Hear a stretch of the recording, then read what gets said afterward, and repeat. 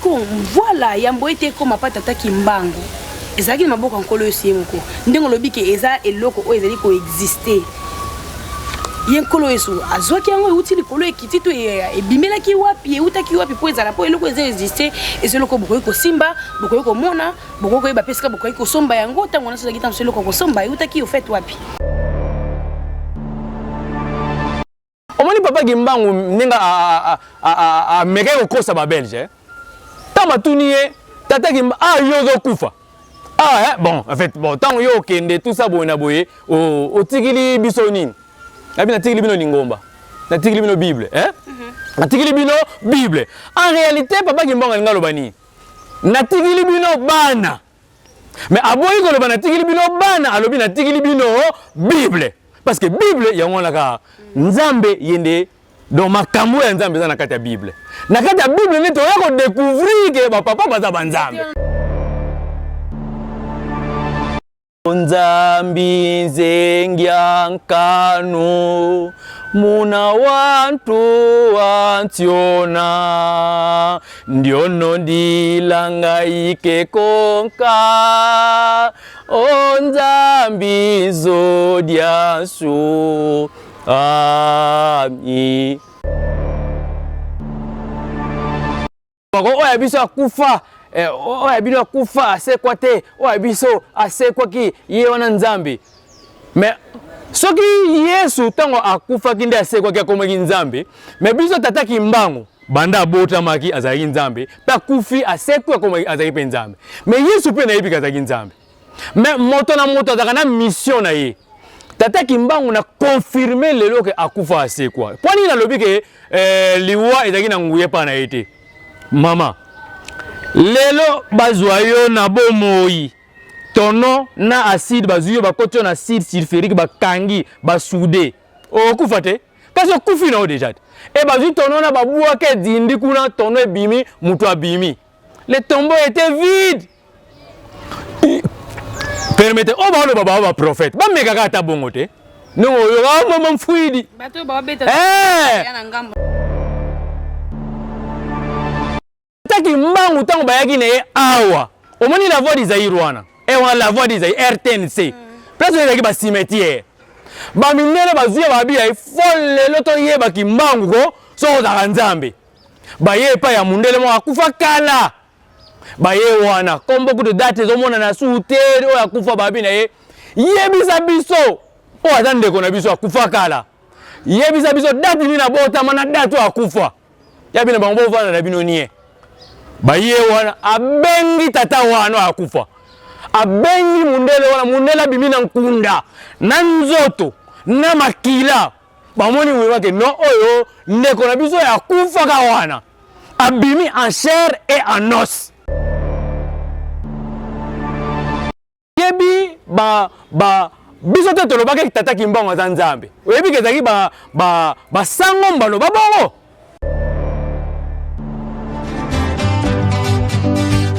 na bikeke nyonso kombo na yo ekoyeba mana biloko na biso mama yonde ojali mama ya mabota tokomi na porte oyo akosami etaline azangeli tolanda makambo ya nkamba na bikeke nyonso kombo na yo ekoyeba mana biloko na biso mama yonde ojali mama ya mabota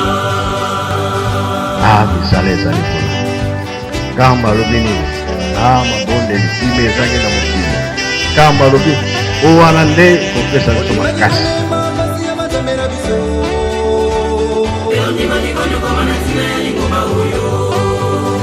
esengo mingi na libota ya nzambe kimi ya tata nzambe nkolo espeta molimo santo eyeba bongo kokomela bino bandeko balanzi ya Menga Kimbangu télévision bino bayebokozwaka libako ya kolanda biso butu moi na kati ya chaîne na biso na travers émission tolobela maman moilo e kokamba maka epai ya ngai maman falon ntima moombo yanga na ya yawe butu moi tobika bambeka mpona kopesa tata Simoni Kimbangu kiangani maboko yango na raison d'être na biso na plateau ya mokolo mwa lelo butu moi ndenge na kozalaka na esengo yako ya liboso na bino komela bino ba nouveau élément ba recherche na tina ya kokolisa milimo na biso ko renforcer ba lien spirituel ya biso epai ya tata mokonzi ya bule to pe na likambo oyo tonzima na mokumba oyo tonzima ya kopesa bango maboko ezali esengo mingi ya komona ngai accompagné na invité de marque na ngai na kati ya plateau ya azali bongo chercheur bibliciste papa Richard Alouzaï tozali na momesano ya koyambaka ye butu moi mwana tata molimo santo mondimi lokola yo na ngai pamba te grade oyo eleki grade ya kimondimi ezali te nde elongo na bino tokokota na kati ya mozindo ya masolo na biso mbuta Richard mbote na yo mbote mama Falon mama journaliste mbote balandi ya émission na yo tolobela mama Mwilo esika bazali vraiment tolobela na soki tolobeli mama Mwilo te femme internationale pour mama Mwilo yende femme internationale donc soki ye atikala ki na lingomba te soka simba ki lingomba te lelo moi tozane na plateau ezate. Voilà, merci beaucoup bandeko Balanzamenga Makimbango télévision to yoki lolenge kani papa na biso papa Richard Awuti kotalisa na biso kasi to kolobaka butu moi bandeko ozwili baku yako yamba biso na mosala na ndako na metro na kati ya kopo na kayu pe bongo na bongo kota na kati ya chaîne na biso tala soko zali na ino abonné te s'abonner activer une cloche de notification na yo panza sango oyo pe zali na kaka moko ya maboko oyo zali ko pesa tata Kimbangu ya ko véhiculer message o ekomela moto nyonso po tozali côté yana Mbouta Richard, parlons de Maman Mwilo qui est la femme internationale, la femme plus que universelle qui incarne de valeurs oyo Maman mon côté na mokili ko yuko telema à la tête na Maman Mwilo pour y des références na biso les femmes qui bangistes en particulier et puis des femmes en général. Yango wana tozali ko lobela lingomba etikala ki toyeba ki tata Kimbangu.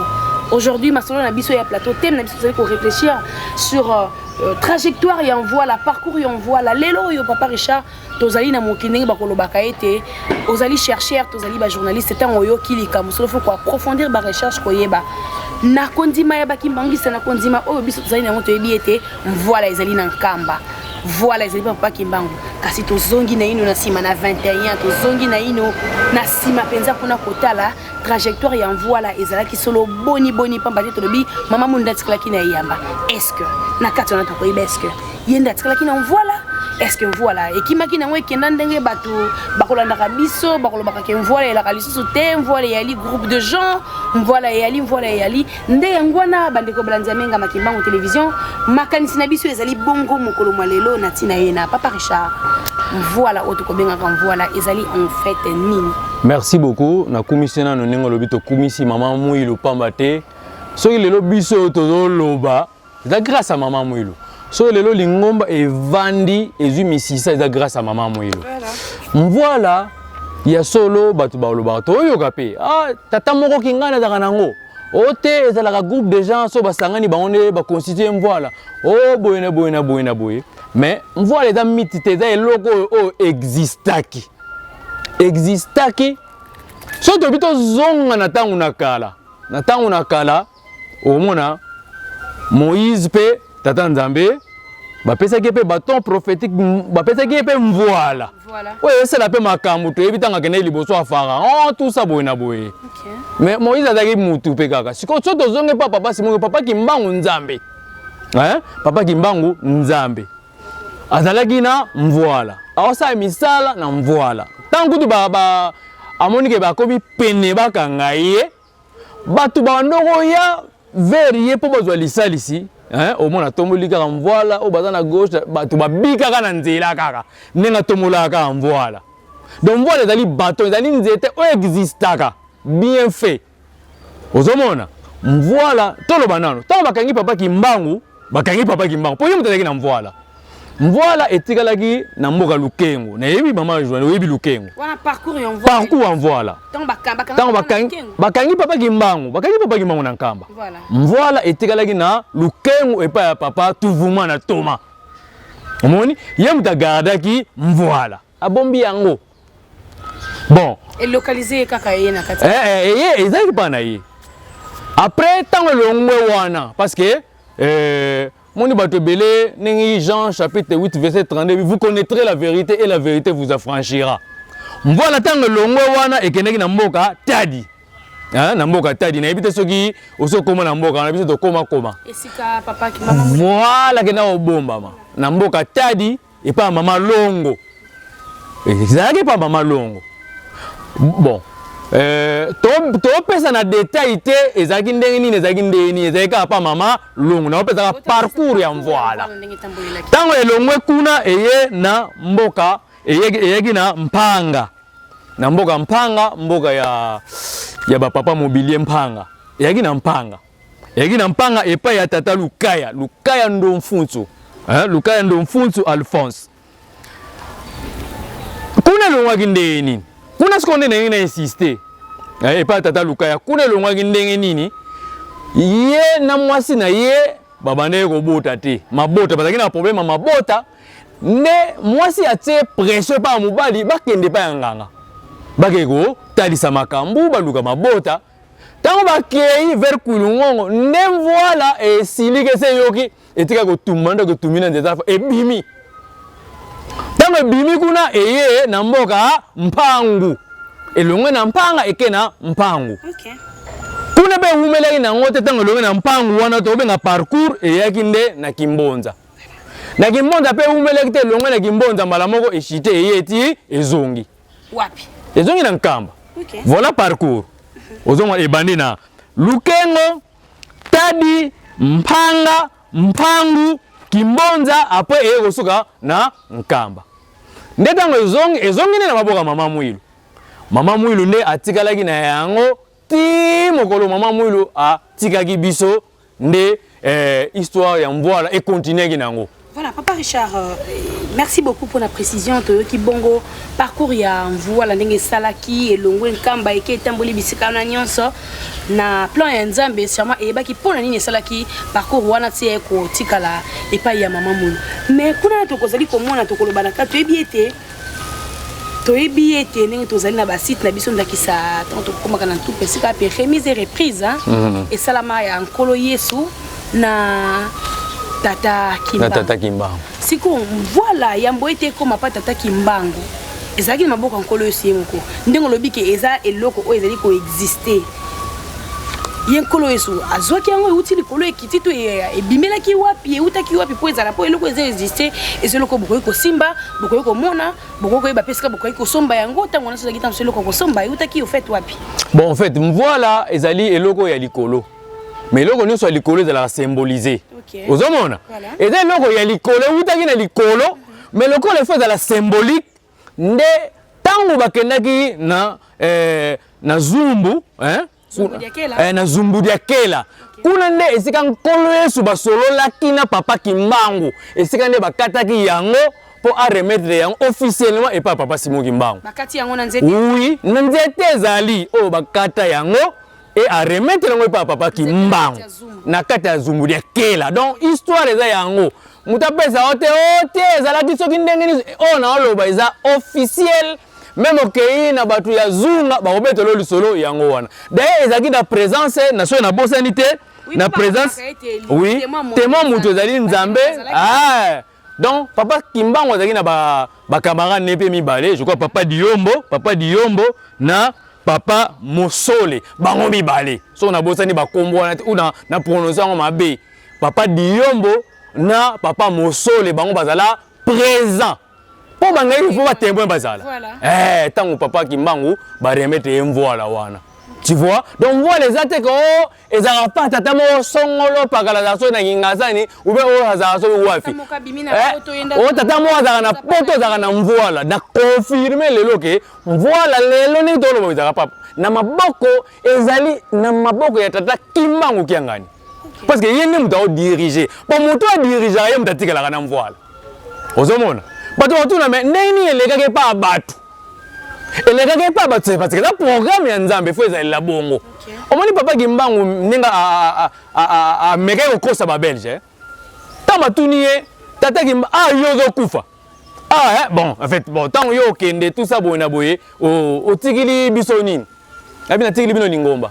Na tikili bino Bible, natikili bino Bible.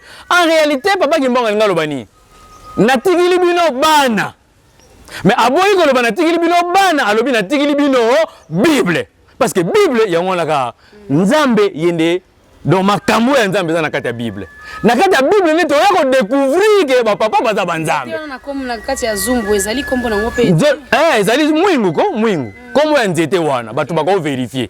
Omoni papa Kimbangu akosi ba mindele.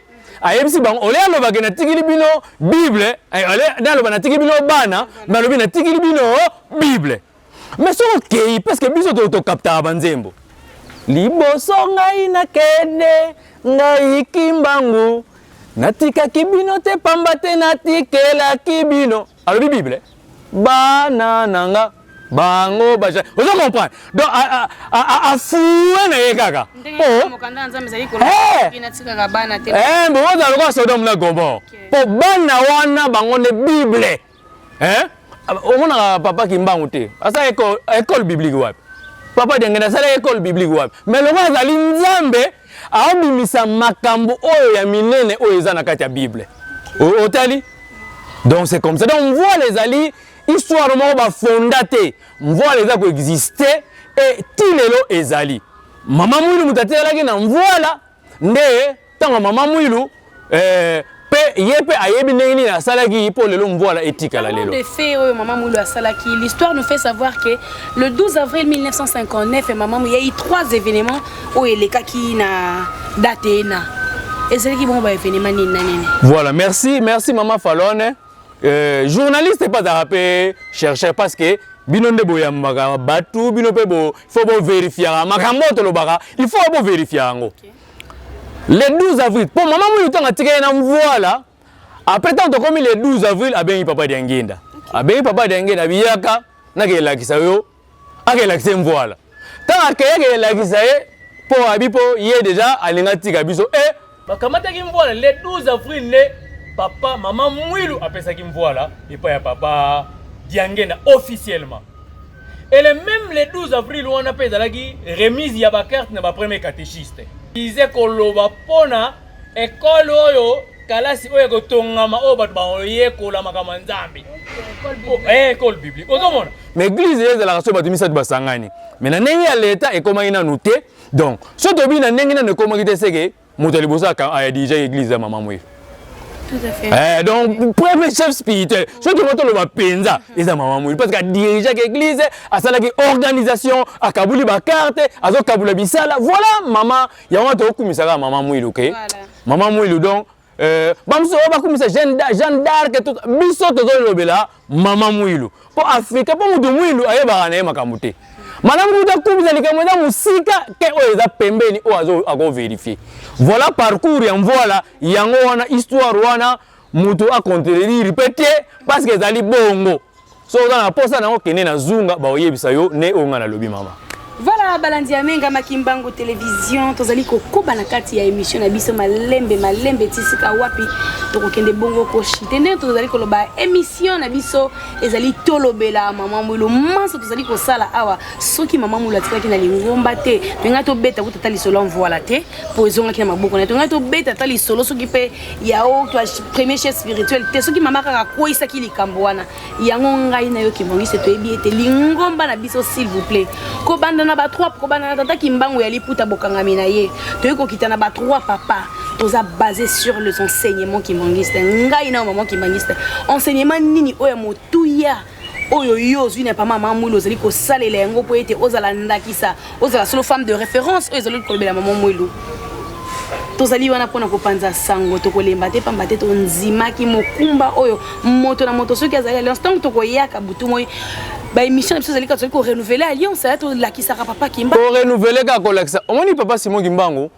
en terme nene eza to lokwa to wana produit moko boye siko produit wana il faut ko vendre yango ko teka yango ko sa publicité ya produit wana c'est ce que biso to sala na onte to sala te Tolexa na makambo mususu et puis tolobela kombo tata Kimbangu taka tolexa ngo vraiment na féliciter bino bato nyonso basali ba chaîne YouTube donc bango parce que on est mutu pour landa TV bato bele balanda TV te mais ba chaîne bino bo créer maman félicitations nzamba pambolo ba chaîne bino bo créer tozo ko atteindre lokola bandeko na biso baza na Brésil o balanda pe émission à travers émission ba réagir pe bato baza partout ozomona bazali ko réagir lokola tata na biso mususu pe aza pe na poto à réagir pe donc bato baza kolanda biso de partout il faut to lobela likambo tata Kimbangu tel kezali omoni sango papa Kimbangu na ba miracle bela papa Kimbangu nanu to lobi yango te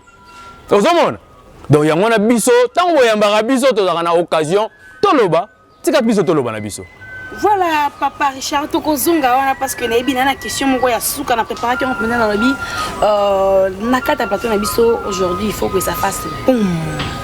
Moto faut pela. Oui ça la boum parce que toko kende to la vitesse toko kende les boutons moi je dois analyser maloba etata mokonzi ya boule uta Brazzaville il faudrait et ça la ka moto chak boutongo pourquoi ni papa mbenza le bitango zoka ba maloba na biso. Oui. Bo analyser ka yango moko sima moninga na bokebi nyoso papa Richard toyena no tozoki na ndikata banzembo ba inspirer bazali bato oyo bazwi nzembo epai ya mokonzi a inspiré que papa Richard a inspiré dans sous le sujet lelo inspiré ngata so maman falon sujet lelo ya voilà inspiré ngayengo mais yé moko ba bengi yé moko ndaza mozwi yé ndaza moyembi ndakisa banzembo na biso parlant de chant batata na biso bango bazo ba pesi nzembo est-ce que bango mo bazo banzembo te no trois papa bon ba papa bango pe bazo banzembo tata Kimbangu azwaka banzembo na 1920 azwaka nzembo nzembo mibale tata Kimbangu aliputa azwa banzembo mibale papa Kimbangu azwa banzembo mibale tata Diangenda azwa nzembo be moko papa Simon Kimbangu kianga azwa pe nzembo moko onga na yebi eza bongo na 1921 papa Kimbangu azwaki banzembo mibale nzembo liboso azwaki na nkamba nzembo liboso azwaki na nkamba je crois titre je crois bolimbisa ngai o liboso azwaki na nkamba omoni nzembo toyembaka na mabondeli nzembo mabondeli wana oyebi nzembo wana ba nzambi ame nte onzambi nzengi nkano muna wantu wantiona wana ezalaki mpona ko réconforter omoni paragraphe mo babaka kana wantu vekanga nzambi kekanga ako donc alingo lakisa bato ke oui o nzambi nzengi nkano muna wantu wantiona ndiono ndilanga ike konka o nzambi zodiasu ami olandi kwiza ke kwiza ovanza kwa ndiona wena akoya epa ya bato bana pasi yango batindaki tata Kimbangu donc nzembo wana mais ngai loko oyo kaka natalaka akoya epa ya bato bana pasi mais siko mpona bato bazalaki wana bakozala na mawa yango babi ata nzambe ata bakangaka moto mais nzambe bakangaka ye te c'était pour réconforter bato bazalaki wana bayebake aye tala mukona papa Simon Kimbangu akende ko se livrer mon côté pour bakanga ye donc nzambe bakangaka ye te yango wana na toujours pas bato tata Kimbangu liwe pa na ye ezali na pouvoir te olandi nzembo mibale azwaki na nzela ya prison na bosani titre ya nzembo wana na bosani titre nzembo wana yebi soki nakomaki nde titre nzembo en tout cas na bosani titre wana nakomaki titre ya nzembo mais vraiment na bosani tozape ba chercheur c'est la bonne mémoire nzembo koza minkwikizi lutomawa voilà minkwikizi lutomawa endinga mvuluzi wana yaki nde titre ya nzembo wana oyo azwaki voilà merci mama Falon minkwikizi lutomawa endinga mvuluzi deux nzembo azwaki papa Diangenda azwaki be moko etata mono ikivene mais l'histoire nous fait savoir que tata Diangenda azwaka kaka instrument ba note nango non kasi tango azwi de ba note kasi yene inspirateur te inspiré azwaki kaka ba note andobeta na ba note et après nde muto ya kozwa siko maloba na yango na banani nango nyonso wana. Je pense au papa Corde. Mais papa Richard, l'histoire nous fait savoir que papa Diangenda azwaki kaka juste ba note ya nzembo wana non? Oui, papa Diangenda azwaki ba note mais papa Diangenda tant que ye inspirateur, yem te inspiraka.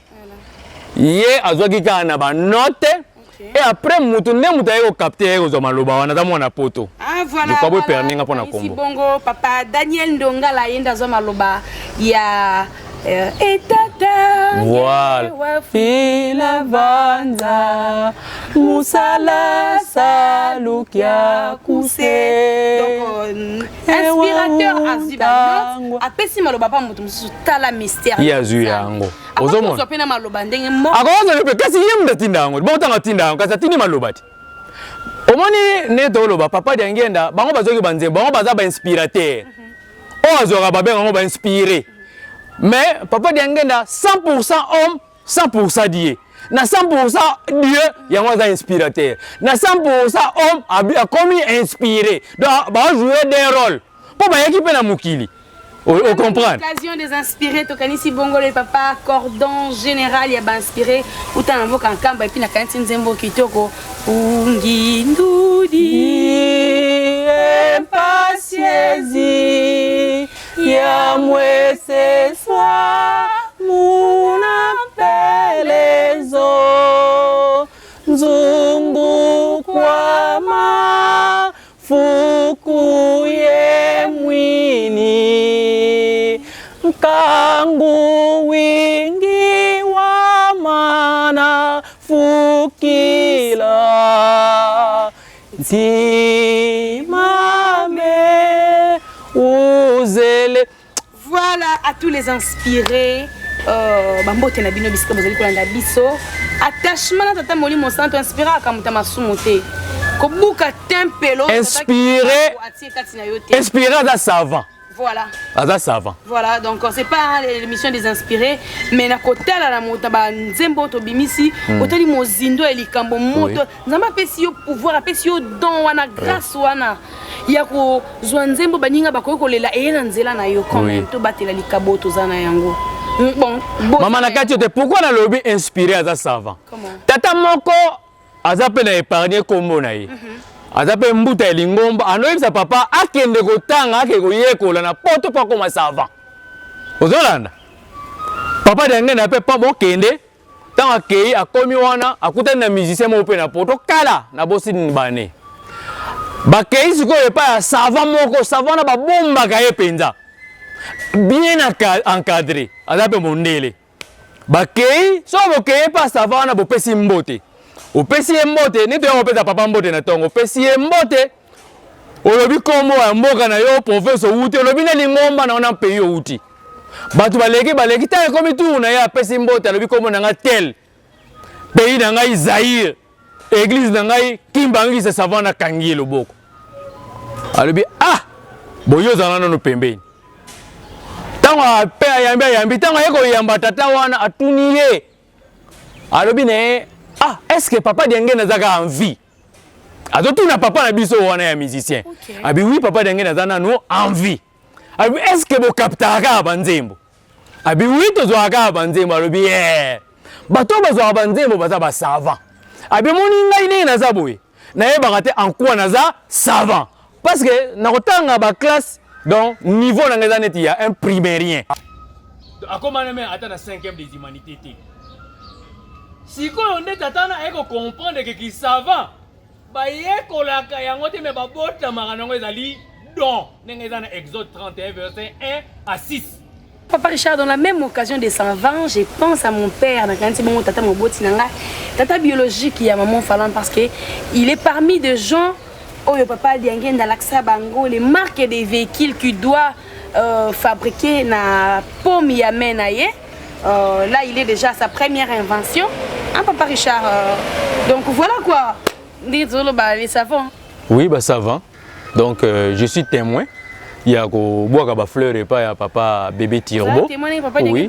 Non, quand c'est ça période moi je quand même coloté naebi comment il fabriquait tout ça. Des choses on a des voix. Moi je suis témoin de beaucoup de choses. Donc ici Gaza na pesi epé mbote parce que Erwana malgré tout ça qui na âge moko ya muke mais âge ya koyeba nini comment est-ce qu'il fabriquait tout ça et comme ça batou et papa dengue na pese ba bénédiction tout ça bona. Donc oui savant bengi savant abengaki ye savant. Na inventé parce que na yebi yango. Na check commentaire parce que maman Fallon ti azali mwana na ye. Mwana na ye. Aza moko ba après vous allez voir les. Et puis ba témoin pe baza ebele ne papa denge na benga savant. Yango na occasion yango na oloba bato bazwa banze pe ba savant. Ozomona bazwa banze ba savant. Prochainement tu vas inviter na plateau na biso. Tu vas inviter ye. Tu vas inviter ye na za mala mingi to za na ye en face to lobela makama. Parce que tant biso to sala ki pe ijigi na delivo awawa ya zala ki pe. Azalaki pe na makambo ya belé pe a participer ki. Donc c'est ça.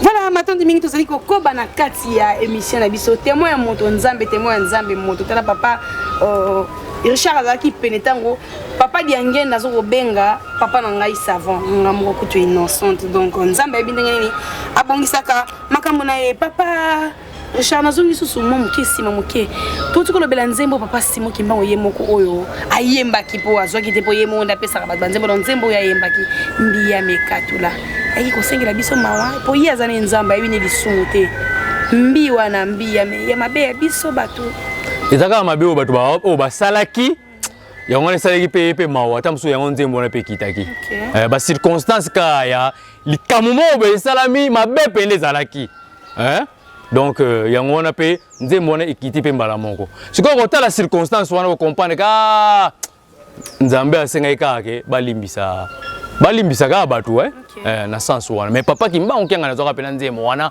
mbiya mekatula na yebi musu te nga na yebi ka moko so mi bale ezali wana bino olobi mais ngai na yebi be moko po na kosa ote atata oloba boye biso toza pe ba témoin ya beaucoup de choses o ya papa kimba onkenga. Et puis dans mon delvo donc je suis témoin ma belé nzambe. Donc je suis témoin ya ba makamu ebele pe ba miracle belé. Mais makamu susu to le belon peut-être na mission et zali ko ye belé. Voilà na kati ya molongo wana tika ete totaki mbango ayokela bana na nyonso ma oba kota kalikambo na oba tiaka solo maboko na misala na eto kanisi bongo papa Jean-Paul Beken Ntsatu Zola elongo na molongo ene depuis mboka ya Londres to kanisi bongo papa Montana papa Claude Kembilo to kanisi elongo na libota mobiba to kanisi pe bongo ba manso bazali ebele otali kuna papa Guillaume molonga ni ya maman Anina ba mona nzambi ba mama oyo to bana tata molimo santo oyo babi donc pour papa nous mourons devant dans la banda nous mourons donc pour papa penda nous mourons et vandaka na banda kuna bango yangwana na musika obozwa mi nzambe solo akoba na kopambola bino akoba na kopambola papa Simon Kimbangu Chimanga akoba na kopambola solo bongo papa José Manda akoba na kopambola papa Marius bino nyonso esika bozwami na attachement na bino na likambo tata Kimbangu bozali kolala te kopanza yango na mokili momba papa Richard to limite okabwana na biso na kopesa maloba ya suka kasi motuna na ngama mo falon pour telemena na oyo baksa eza ngam parce que yo ya toujours na ba mo pepersikane to kolobaka communément awa papa Richard mokili ezali koloba butu moi parce que toza témoin na ngo tozali c'est quoi kabiso na ngo comme lokola ba insulte ke mokili par ignorance butu moi to ko kande ba biso te ya bango akufa c'est quoi kasi ya biso akufa libela mabele mela kimbangu c'est quoi te poko ya nolani. Merci maman Fallon parce que bato baloba on mingi. Mais pour ngai tout d'abord lelo siko boyoka nanu pena lelo boyoka ba makamsu tamsu pe boyoka te. Tata Kimbangu liwa epa na ye eza na nguya te. Webi poani liwa eza na pouvoir moko te pa na ye. Résurrection ya mote sala muta ko manzambe. Po babako oya biso akufa oya bino akufa ase kwa te oya biso ase kwa ki ye wana nzambe. Mais soki Yesu tango akufa kinde ase kwa ki akomaki nzambe mais biso tata Kimbangu banda bota maki azali nzambe pa kufi ase kwa akomaki azali pe nzambe. Mais Yesu pe na yebi kazaki nzambe. Mais moto na moto azaka na mission na ye. Tata Kimbangu na confirmer lelo ke akufa ase kwa. Poni na lobi ke liwa ezaki na nguye pa na ete. Mama lelo bazwayo na bomoi tono na acide bazuyo bakotyo na acide sulfurique bakangi basude okufa te kasi okufi na déjà et bazu tono na babua ke dindi kuna tono ebimi mutu abimi le tombeau était vide. Permettez o ba le baba ba prophète ba meka ka ta bongo te Non, yo mama mfuidi. Bato ba beta. Ya na ngambo na bango. On voit les dans ngambo papa. Batia okata esika ba fourmi rouge bazani ngo ganga nga prophète. Donc papa Kimbangu ko sekwa asekwa na ba forme nyonso.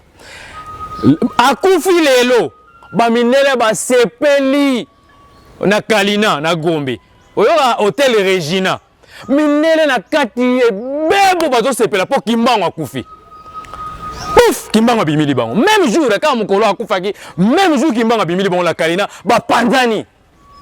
Hein? Résurrection nous ont Luka. Tata Kimbangu akufi le 12. Nengi kono salaki. Vendredi kono akufi. Dimanche kono sekui. Tata Kimbangu akufi vendredi, samedi, dimanche, 3e jour sekui en tenue militaire. Na tenue na ye ambassadeur. Commissaire ya police amoni atali Bible mo papa Kimbangu andoza nango. Siko amoni pas soldat moko boye, tenue moko ya mystique. Aye abotoli Bible wana. Mbala moko Bible ko ina mabele commissaire on a commis misapi 10 to 5 et comme dit bien ngai Kimbangu lokota ozolande donc on a tia zoka ebimana lo ezaka ba apparition tout ça donc tata Kimbangu toko réduit nzambe te na makama ba résurrection ozolanda po mokolonkolo yesu akufaki rido epanzani babi batu na Jérusalem basekwaki batu bamonaki bango. Yoga na biso su miracle moko munene tata Kimbangu asalaki. Na ko surprendre batu. Tata Kimbangu tango bayaki na ye awa. Omoni la voix d'Isaïe wana. Et on la voix d'Isaïe RTNC. Place de ba cimetière. Ba minene bazuya babi ay folle loto ye ba Kimbangu ko so za nzambe.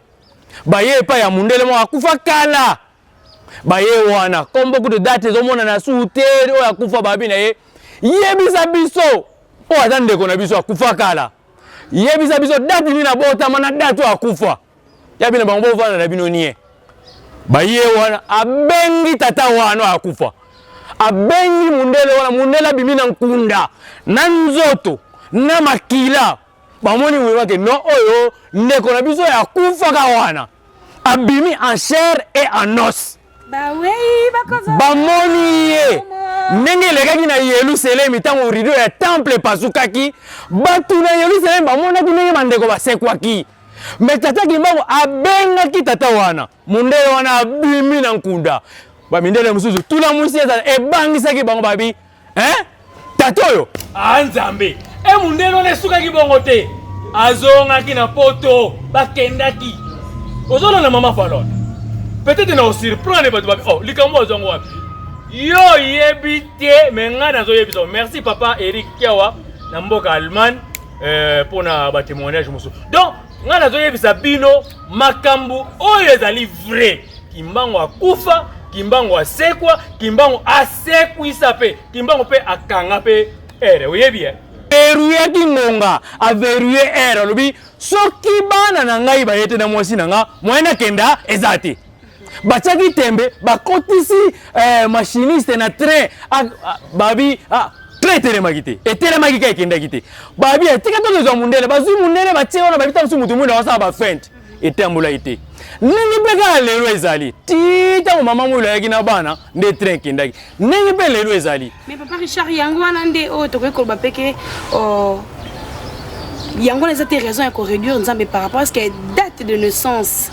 Et qu'on peut réduire tout le monde nzambe na kibonzambe na yebi ba fabrication wana nyonso papa dienge na botama le 22 mars papa Kimbangu botama le 22 mars ba botama kututa santa mokote date mokote mais ba na lingo bato banini tata Kimbangu kasi ye wana papa diangenda est-ce que ba botama date moko ba botama mois moko donc to ko réduire nzambe te na ba sanza na banani mais je confirme que papa Kimbangu botama le 12 octobre. Vous comprenez? Mais oh, on va fabriquer na bango. Mais on va pas zongi sili bango. Papa dienge na botama le 22 mars. Mais papa Kimbangu a botama le 22 mars te. A botama le septembre. Papa Kimbangu est né le 22 octobre. Parce qu'il est né d'entre les femmes. Je te confirme que papa tala. Ce que tu bako c'est la makambo. Bako c'est la makambo. Mais yango na oloba na to ko réduire Kimbangu nzambe na ba date de naissance te na ba mois te noki te kobota ma 12 octobre ou pas il restait Dieu nzambe aza nzambe ye mutu asala basanza ye mutu asala bajour donc toko réduire nzambe te na badébat inutile ya yango napesi exemple papa ndenge nabotama le 22 mars papa Kimbangu abotama le 12 septembre mars na septembre ekokani kutu te le 22 na le 12 ekokani kutu te wana bandimi sikoyo yango nelongolaki tataki diangenda akoma Kimbangu te donc bato balobaka wana batia makambo wana pembeni Simon Kimbangu il est dié balobi babi le scribe sorti dans Matthieu chapitre je crois dans Matthieu chapitre 17 verset 10 okiti na se balobi ba scribe batuni nkolo ba yekuli pe babi mais oh ye mais Elia mataki na akiti na yete nini Yesu aye bakataki Yesu bata frauder babi pourquoi il fallait balobaka nkolo ndeni yo ya va Elia ya babi mais babi mais ba scribe balobaka avant moi na moto ya il faut Elia ya lobi la bango soki boye bake o ayaki wana ezaki Eli mais basalaki o basalaki ete donc Eli akenda mais azongi ezaki Jean-Baptiste c'est ce que yango na loba na bato eloko ezozang sabatu kondima nzambe ezali nzoto oyo alata Bible lobini en réalité dans l'homme c'est l'esprit car la chair ne sert à rien o ezaka après ça la musala mais bon nzambe za na kati exemple. La réincarnation existe. Existe. Qu'est-ce que Matthieu n'a pas su? Matthieu chapitre 17 verset 10 13. Au moins on a parlé de la réincarnation. Donc moto akufi mais moto ke alati su nzoto mususu kaka bongo na bongo la réincarnation est biblique. Ezali biloko ya ko fondé te. Ozomona. Donc tata Kimbangu kiangani. Ye Simon Kimbangu en 1921. Ye wana. Ozomona. Donc batu batika na bango ko telengana. A telemisi mukili. Ni toza boy babi soki to reconnaître yete elo mo etambula te na RDC te na RDC te na monde entier so ba reconnaître te mais so to reconnaître fait awa na ni photo banana ko reconnaître ko vandisa na kiti na ye ko nima ye mais bon bato bazo ya lelo ba ya na évangile ya ko lika ko dénigrer mais tant bazonga ko na babia so to sali bongo te commerce na biso ba ligabla no so ko kufa mais kufa kaka et pas to okende et kufa kaka mama pala kozwa biso na kati ya menga makimbango télévision benga na okaka le plus 243 81 96 74 573 ndewana bokozwa solo menga makimbango télévision kuna ndenge tolobaka maboko ezali ya kofunga makoyamba nyonso ezali na ngambo na bino ba conseil ba orientation ndenge oyo moni ke maman fala ngambo oyo kuna bokendela ke bien te prochainement po nzamba pesi biso moto moko te akoka azali papa Richard donc papa Richard ayebi nga na bien ngote oyo solo papa Dodo Zola ayebi maman fala na yebi ngote na lisanga na ko luka ko pesa maboko ko simba likambo na biso mbate on ezali ya biso on garde que c'est qu'on a. C'est qu'on a. Puis bah pesa peka au bazar nango donc yango wana papa Richard moi liloba yambo était to chuter na biso. Maman na recommandation ya papa dia lungana pa bakimbangiste. Bolo bana mokili mumake ngai dia lungana nde ngai nkolo Yesu. Soka ba tetembe yaka na bango. Tolo bapela mokili mobimba ke Simon Kimbangu ne molimo moza to teya. Et pas yo zali pangana est-ce que to sala yango do to sala yango na ko banga te po oyebi biso te tolo baka tata Kimbangu za nzambe oyebi ke zaki ba sango mbalo ba bongo po azana nzambe me bango basala témoignage po mokolo wana tango bakendaki ko pesa mafuta suka oyebi yango babi Kimbangu to ko pesa mafuta suka nengo zobela ya bina bango wina ndimi bo pesa nga mafuta suka mais na mituna na rotuna bino so bo répondre bo pesa nga mafuta suka boye bisangai mokolo nga na kokufa na ngonga bango babenda ni tango bazonga babi Kimbangu moto ayebi mbonga ya okufa na mokolo azaka ka nzambe eya isi bango babo kene na bino lokwa boyebi te mais nga na yebisi bino lobi na ngonga ya 15 na kokufa mais lokola papa sa kwa banga zaki wana azaki militaire et asalaka tout aya mpe mokolo wana e azalaki mokolo wana amoni ntango tata Kimbangu azokufa ntango abeti koto 3 fois abeti koto 3 fois asalonge akufi tata wana oyo ya militaire akufaki azalaki mpe kimbangiste te atali 15 heures omoni donc moto ya koyeba mokolo na ye ya liwa azali nzambe ndenge moko papa kulutu mpe alobaka nakokufa un certain 17 mars donc nzambe ozomona donc biso ezalaka te ko fanatisme tozoya kokumisa te mpo bato oyo bazoya kopesa batémoignage basusu baa bakimbangiste te yango wana interpele bakimbangiste toyoka soni te toloba yango tokokisa maloba oyo bapapa balobaki mpo moto atelemisi mokili eza nani lelo papa Simon Kimbangu kiangani oyo azodirige biso lelo nzambe ko alobaki boye nganga nzambe bible na droite journal na gauche mama oyebi so elakisi nini koto oyo teya na yo mais koto oyo luka bainformation landaka tv kota oyeba makambo nini ndenge oyeba ke makambo bapapa baloba ezokokisama soki ozali kotala nani te mama periode soki eza ya malala tika tolia malala soki eza periode ya malala te bayilo lilala obanga te kasi biso toloba ni biso tozoloba biso tolingaka toloba maye oyo ezali tala lelo mokili eza ya koningana mais bible elobi nini oyo nyonso bokomona eza bantremblement abi ezalaka ebandeli ya bolozi ebandaki mais bible elobi soki bomoni mbindo ekoti esika ya mosantu nde suka kasi mbindo ese ekoti esika mosantu te wana eza émission mosusu na explike mbindo ekoti ndenge nini nde ezalaki suka ya likambo oyo balobaki mpo likambo ekatana yango moni tata Kimbangu asi apesi biso bapisa asa yebisi biso deyake tozo kotendre vers kosepela ya moto moindo tozo indépendance spirituelle mpo moto moindo arécupere place na ye Jacob azala pembeni Esaü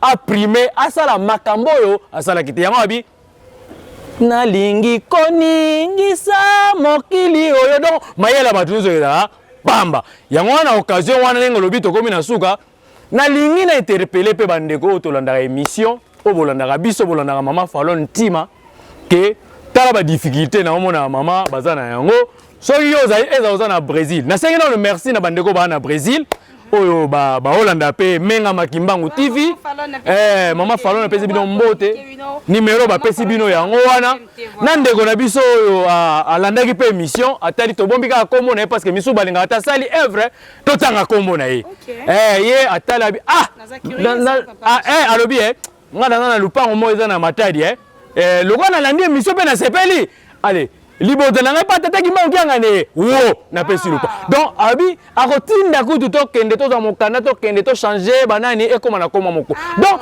ozomona baœuvre wana alors pour papa numero ale na occasion wana nga nasengi na yo ezala oza wapi naboyi kotanga mboka oza diaspora oza na baprovince oyo ya biso problème ya caméra ezawa vraiment caméra toza na difficulté bosunga Menga Kimbangu so osali mpe bongo kasi ozotonga mpe kaka te po ntango biso tokosala émission ntango mama osala émission ntango yo contribue mpe na caméra moko ya bien kasi ntango tobongoli mibale to misato kasi yo mpe oparticipe voilà faut se retenir de dire ça parce que bato bakoma koloba ya cop na bango te yo oza journaliste yo obengaka nga na émission est ce que yo moto otyenga maloba oyo naomona environnement oyo toosalela naomona ke tozalaki na environnement moko ya bien mais environnement tokomosalela ebebi c'est parce que boza suda bamoyen te tere koti mobulu yango toleli oleli olela nga na leli eza kope leli so batindi caméra ay mama oyo tokati ndambu na invité bazwi ndambu yo pozwi ndambu te bana ya papa Kimbangu baza awa bana papa Kimbangu baza te na poto bana papa Kimbangu baza te mama alelaka na caméra air moko pa ba segment air moko échauffé bazali Kimbangu télévision na maté ya batata papa Martin Manzanza bazali papa donc papa Richard Benet omoni obungi bango ngamo pe nazali na plateforme oyo ya biso mpe bana ntilulu zase wana eza plateforme na ngai tozalaka kuna naza na bapapa Eriki Kiawa bamama Abetini bamama Fani Mbundani bapapa Lucy barelation bozali kuna tala émission na bino yango oyo bongo na révélation Kimbangu mpe bana papa Kimbangu boza te so na tanga kombo bino nyonso bamuso baba tanga ye kombo na ngai te papa Josco zali ah oui donc eliki ezali te tata Kimbangu solo na kati wana mama Toto lisika ozali te kasi o émission na bino te mama Toto mama Fanny Mbundani papa Lucy Misaka mama Betty ni boza kuna te bino na bwana ngola time is money mama Blanche mama Mianda Jeannette bozali te botelema merci beaucoup au grand ko lobaka yango wana matu mi me ba mambote suppose ezali déjà sous forme mambote pe ouais mais ezali sous forme mambote mais tu profiter pour présenter ma condoléance na biso la maman XL Nkendo Loat obungisa tata na yuta mboka ya Felon kasa ko feli biso na Kinshasa et ba condoléance na libota na ngai mon maman Falon parce que tu ko bungisa belle sœur yango na Nzambe yende azali liwa yende asali liwa donc azala na biso kasi ko kabora na Nzambe esengo pamba te nyonso oyo ko komela ka biso ba bina circonstance nyonso to kumisaka ye tata Kimbangu to kabora na Nzambe papa Richard yango non na ko mega kaka Lubonge Nkunga ça. Voilà, c'est parti. Lubonge Nkunga Kembodo. Voici que non zambieto. Wavange Zulu yento tope. Inzambi wangolo zeto. Ngolo zandi kavange zoto. Mundwenga zadi wasani sinenza munzailwani wavuvini kezulu wavubentata wavanga mutuka nguvukaka nanananananana inzambi alulendo nani kuzulu yevantoto mekile no kiampile yi lendo kwanza mbieto kiasi vikikilu konta fulu kusomarwa bakia sora yengolo kiasi kenza mbieto inzambi ya lulendo bakia sora